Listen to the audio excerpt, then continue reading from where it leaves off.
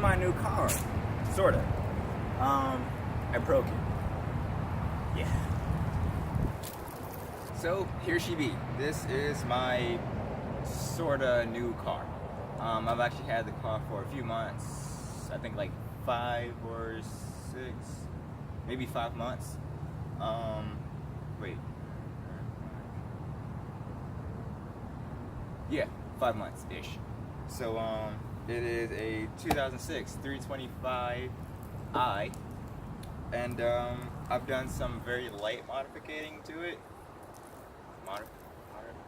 I've changed it a few times. So, as you can see just by the front, we have yellow tinted headlights, we have carbon fiber kidney grille, and a bunch of stuff missing from the bottom. Other than that, tinted tail lights, and that's pretty much it. But yeah, I broke it.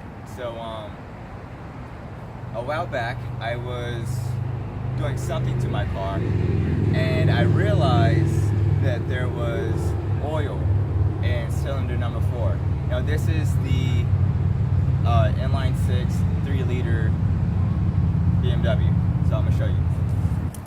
Alright, so I'm gonna go into a little bit of detail of what's going on here, what I broke, and how I'm gonna take you along this ride. So first off, I went through and I was changing the gasket on my actuator. Now I had noticed that there was oil that was collecting in between here and here. So I was like, so it must be this part leaking. So this is the actuator seal is right here, this little black gasket piece that you see. I noticed that there was oil leaking, so I said I'm gonna go ahead and change the actuator gasket. And I also changed this gasket right here too. This is for the Valvetronic crankshaft positioning. Since it's a lot of words for this rubber piece, so I changed that piece or that gasket, and I changed that gasket right there. And as I was working on this piece, I had to take out these 2 coil packs, and when I took this one out, I noticed that there was a bunch of oil in it, and I was like, there's no way that the oil could have seeped from here into the, spark plug well. So what I did was I put out the spark plug coil pack. I noticed that there was a bunch of oil in it, and I did a little bit of research, and it was saying that the valve cover gasket was most likely leaking. So I changed out the valve cover gasket, or I was changing the valve cover gasket, and in doing so, I broke one of the hoses. It's bike week. But I went to change the valve cover gasket, and I broke one of the hoses to the PCV, or in BMW's case, the CCV. I broke one of those pipes. Now the pipe that I broke was actually this one right here, the breather hose to the valve cover. So in doing so, I said, all right, well, since I broke the hose, I'm gonna have to get a new one. So I called around, and nobody had it in stock except for BMW, and that one hose cost $117. So I was like, all right, it's BMW, kind of expected that.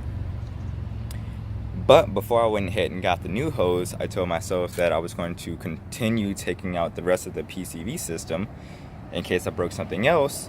I wouldn't just go get one part, come back, break something else, and then have to go back to BMW to get another part. So I continued, and as I was going through, I ended up breaking another hose, and I was like, that's probably going to cost me about $200.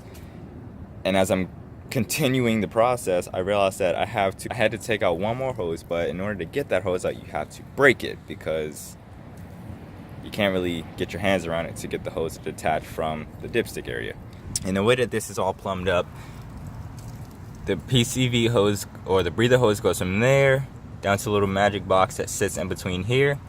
That box breathes off 2 more hoses. One hose that goes down into would be the dipstick, or the oil dipstick, and then there is also a plug right there. Can you see that? There is, yeah, right there, and then another one right there. I had to plug those off so that I can get the car running. But breather hose, oil separator, down to the oil dipstick, down into those two ports on the intake.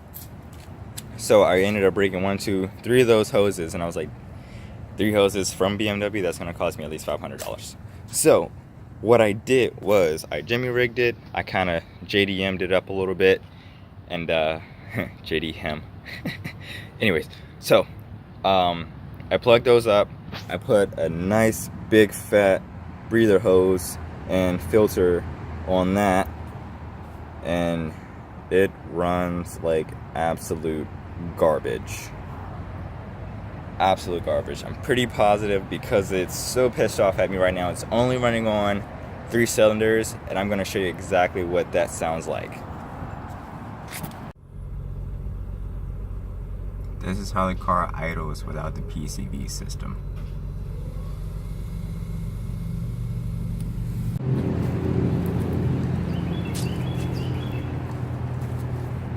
So what does all of this mean? It means that I need to get a new PCV system, which is actually on the way. I ordered it from rockauto.com. This is not sponsored, so yeah.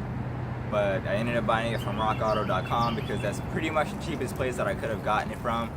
I got I got all 3 hoses and the gaskets for the intake manifold and also the throttle body, all for about $128 shipped, versus 1 tube from BMW costing me $117.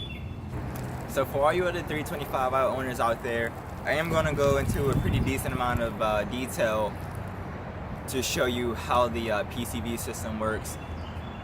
Included in that, I'm going to also show you how to take the the intake manifold off, how to essentially disassemble everything from the intake box all the way up to the manifold.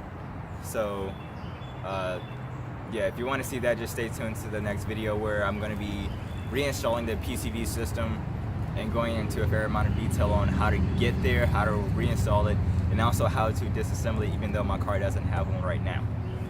And if you do end up breaking yours, this will be a quick fix on how to get your car to at least move while you wait on your parts to come in. Quick side note, now, all of you guys out there with the N52 motors, or you have a BMW or whatever it is, you know, you probably starting out first car, my first car that I've owned on my own. I can understand how it's a little bit scary to start going in and start wrenching on your car, especially when people are always saying, oh, BMW is the worst car out there to buy, it's always going to be super expensive, BMW stands for bring a mechanic with you, blah, blah, blah, blah, blah. If you want to work on your car and this is what you want, go for it. Now, is it expensive? So far to me, no, not really. And I'm not rich, I'm not, you know, I work by myself. I don't get supported by my parents, really. And everything that I do to this car is all on me. So I'm gonna be going through and telling you price-wise how much everything costs to fix, to order, ship, all of that stuff. So you're gonna see firsthand what it's like. That way you'll be either more discouraged to not work in your car and probably get rid of it and get something easier, such as a Japanese car, or you're gonna be more inspired to go for it, because me personally, I love the body style of this car. It looks really good to me, and it's a manual, which I love, and I would hate for me to not be able to have this car just because it's expensive. It's expensive to take it to the dealership. I can tell you that right here, right now. I figured that part out. Don't take it to the dealership. You can do it yourself. Don't get discouraged. Work in your own car. Don't be afraid to put the wrench time in. And I'm going to show you that firsthand. So thank you for watching. Really appreciate it. Stay tuned. Next video, I'm going to be showing you how to put the PCV system back into your car. Thank you. Catch you later.